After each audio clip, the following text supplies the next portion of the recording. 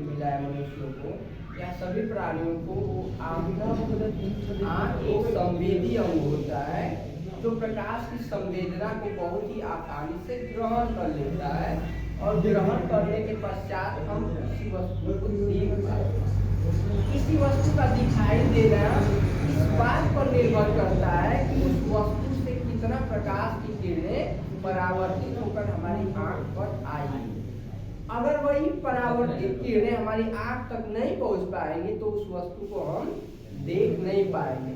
जैसे इस रूम के बगल में भी प्रकाश, सूर्य का प्रकाश पड़ रहा है किसी वस्तु पर, लेकिन उससे चलकर आने वाले प्रकाश की किरणें को ये दीवार रोक दे रहा है और दीवार के रोक देने के कारण क्या हो जा रहा है कि वस्तुएं हमें नहीं दिखाई दे रही है। लेकिन जहाँ से प्रकाश डायरेक्टली दिखाई दे रहा है वहाँ पर प्रकाश की किरणें डायरेक्टली हमारी आँख तक पड़ रही है, तब हम उस वस्तु को क्या कर पा रहे हैं, देख पा रहे हैं। यानी किसी वस्तु को दिखाई देने के लिए सबसे पहले क्या होना चाहिए, स्रोत होना चाहिए। क्या होना चाहिए, स्रोत होना चाहिए, स्रोत होना चाहिए। इस स्रोत से प्रकाश की किरणें, मान लेते हैं कि यहाँ पर एक ईंट रखा है, ठीक, इस ईंट पर प्रकाश की किरण आपतित होगी। क्या होगी, आपतित। आने वाली किरण को क्या बोलते हैं, आपतित किरण बोलते हैं। क्या बोलते हैं, इसको इंसिडेंट रे बोलते हैं, इंसिडेंट रे। जाने वाली किरण को क्या बोलते हैं, परावर्तित किरण। जाने वाली किरण को परावर्तित, परावर्तित किरण नहीं बोलते हैं। देखो, इस स्रोत से प्रकाश की किरणें आएंगी और इस स्रोत से प्रकाश की किरणें क्या होंगी, जाएंगी। ये जाने वाली प्रकाश की किरणें जब हमारी आंखों पर पड़ेंगी, ये हमारी आंख पर जब ये प्रकाश की किरणें पड़ेंगी तब जा करके हम इस वस्तु को क्या कर पाएंगे, देख पाएंगे, अन्यथा नहीं देख पाएंगे। मान लेते हैं हमने कहा कि उस रूम के बगल में भी पेड़ पौधे हैं, उस पर सूर्य का प्रकाश पड़ रहा है, तो स्रोत से प्रकाश की किरणें तो उस पर आपतित हो रही है, आ रही है, लेकिन परावर्तित होकर के आने वाली किरणों के बीच में ये दीवार आ जा रही है, जिसके कारण पीछे जो पेड़ पौधे हैं उसको हम नहीं देख पा रहे। समझ में आ रहा है।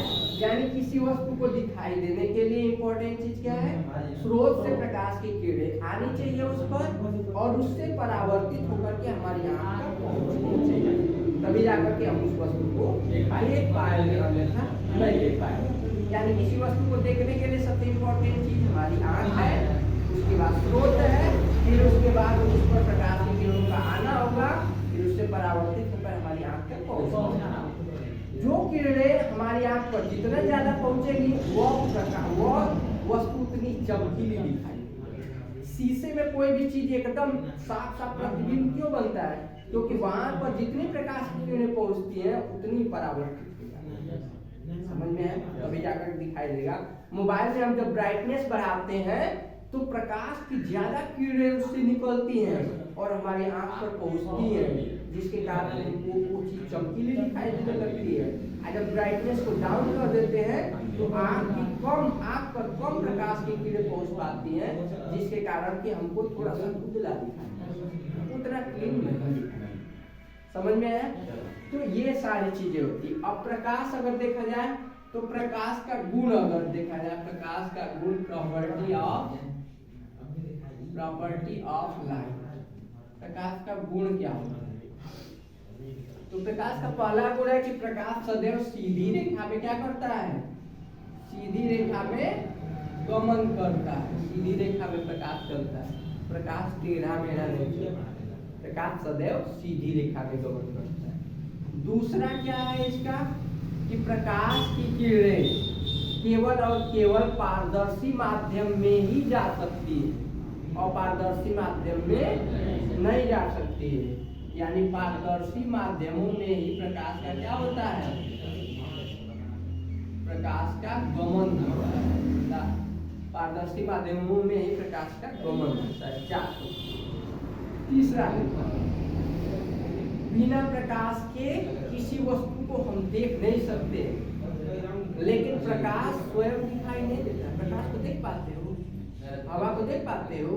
नहीं, प्रकाश स्वयं नहीं दिखाई देता, उस तरह हवा स्वयं नहीं दिखाई देती है, लेकिन हमारी त्वचा पर जब पड़ते हो तो महसूस होता है कि हवा बहुत उतना प्रकाश की जब किरणें हमारी आँख की रेटिना पर पड़ती है, कार्निया पर पड़ती है, तो उससे जो प्रतिबिंब वो बनता है, उससे आँख की संवेदना उत्पन्न होती है और रेटिना प्रतिबिंब बनता है, जिसकी सूचना मस्तिष्क तक जाती है और मस्तिष्क समझ पाता है कि आपके सामने कोई वस्तु है।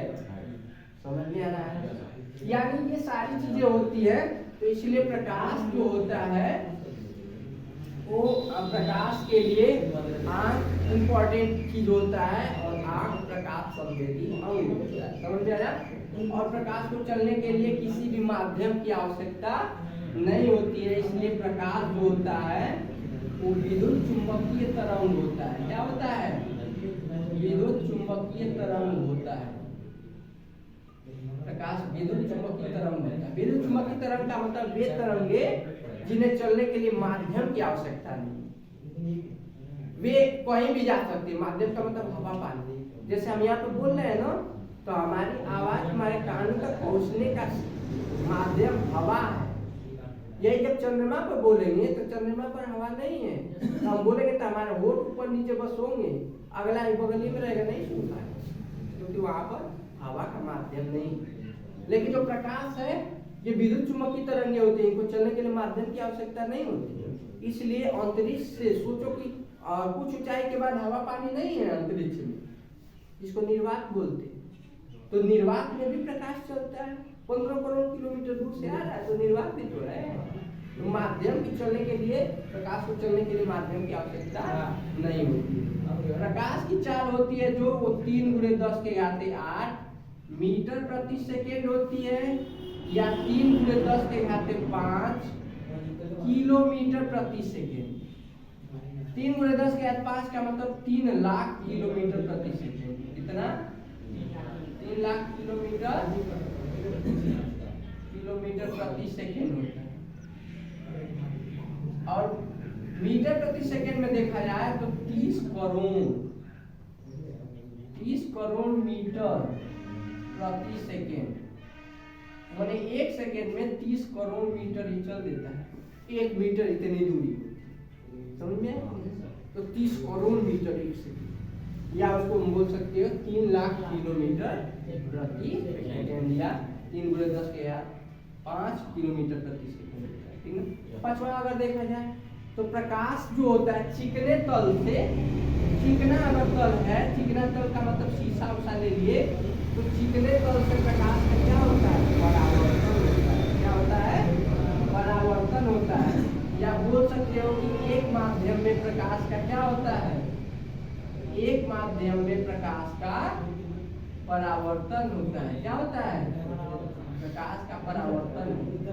अगर 2 माध्यम की बात करें, जब प्रकाश की किरण हवा से पानी में जाए, जैसे बाल्टी है, बाल्टी में पानी भर दिए, कलछुल डाल दो तो देखो कलछुल टेढ़ी तुमको दिखाई देगी, छड़ डाल दो तो छड़ तुमको टेढ़ा दिखाई देगा। तो ये प्रकाश के अपवर्तन की घटना होती है।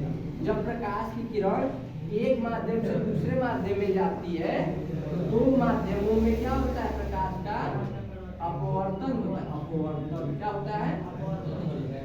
प्रकाश का अपवर्तन की घटना होती है 2 माध्यमों में। इसी कारण जब प्रकाश की किरण एक माध्यम से दूसरे माध्यम में जाती है, तो वो अपने मार्ग से विचलित हो जाती है। मार्ग के इस विचलन को एक प्रकार का अपवर्तन। अपवर्तन के कारण ही हमको पानी में डूबी हुई छड़ हमको कैसी दिखाई देती है? टेढ़ी दिखाई देती है। शीशे के गिलास में पानी भर दिए, उसमें सिक्का डाल दो, देखोगे कि सिक्का ऊपर उठा हुआ दिखाई देता है। जब हम लोग मछली पकड़ने जाते हैं तो साफ एकदम जल है, तो हमको लगता है मछली ऊपर तैर रही है, लेकिन मछली नीचे रहती है। जैसे सिक्का ऊपर उठा हुआ दिखाई देता है, उस तरह मछली भी नीचे रहती है। हमको लगता है मछली ऊपर है, हम इस तरह डाल करके पकड़ते हैं, नीचे से भाग जाती है, वो नहीं पकड़ा पाते। यानी वास्तविकता ये होती है कि वो नीचे होती है, लेकिन आपको दिखाई देता है कि ऊपर दिखाई देता है। समझ में आया? और फिर खूब गर्मी के समय में रोड पर चलोगे ना, तो अगो वाला रोड चमकीला दिखाई देने लगेगा, तुमको लगेगा कि आगे पानी बरसा हुआ है रोड, अब पानी पड़ा हुआ है, जबकि नजदीक जाओगे तो तुमको नहीं दिखाई देगा। उस तरह मरीचिका का सिद्धांत काम करता है रेगिस्तान में। जीव जंतुओं को लगता है कि कुछ दूरी पर पेड़ पौधे ऊपर उल्टा दिखाई देते हैं, जैसे पानी में प्रतिबिंब बनता है। अब पानी जैसे रहेगा तो लहराता वहाँ पर रहता है हवा, उस तरह वहाँ पर दिखाई देता है। तो जीव जंतुओं को ऐसा लगता है कि कुछ दूरी पर कोई तालाब बुला के रेगिस्तान में जाते रहते हैं, और जब जाते हैं सब तो उन सबको तालाब मिलता है। इसे मरीचिका का सिद्धांत, ये सब अपवर्तन की घटना है।